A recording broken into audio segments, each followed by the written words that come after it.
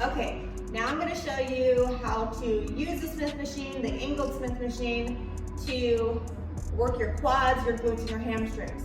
First, we're going to start with our quads.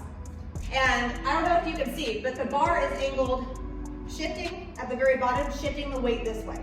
Okay, so if we want to work our quads, we want to go with the direction of the bar. That's what we're going to do. So, feet width, hip width apart. Remember, do not place this bar onto your neck or your spine. Place it right underneath your traps. And keep your elbows kind of pinned in. Don't flare them out because you'll feel a lot of tension in your shoulders.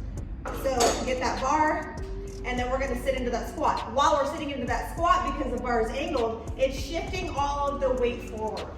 So I have tons of pressure and tension in my quads, and you're still going to feel it in your glutes and hamstrings, but because the direction of the bar is facing forward, it puts a lot of emphasis on your quads. Okay, so sitting into that squat and bringing it back up. If you wanted to shift the emphasis to your glutes and your hamstrings, then you're going to turn around. Why? Because the bar is facing this direction, so we're sitting in that direction. So let me show you. Okay, so the bar is shifting back. What do we want to do? We want to shift our hips back.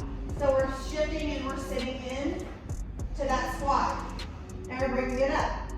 Shifting it back, sitting into that squat. You can do this with a box step.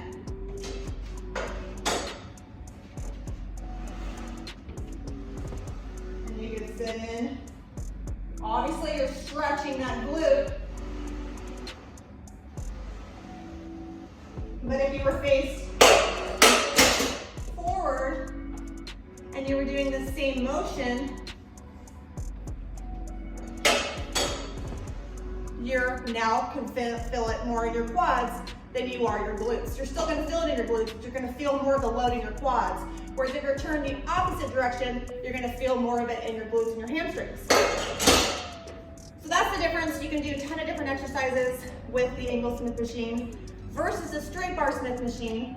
If you're at a gym with just a straight bar Smith machine, that's okay, because if you want to bias different muscle groups, you can use elevated, whether you use a wedge or you use a plate or even dumbbells, just to elevate your toes or your heels to bias different muscle groups. But the angled Smith machine is where it's at. Anyways, hope this helps. Cheers.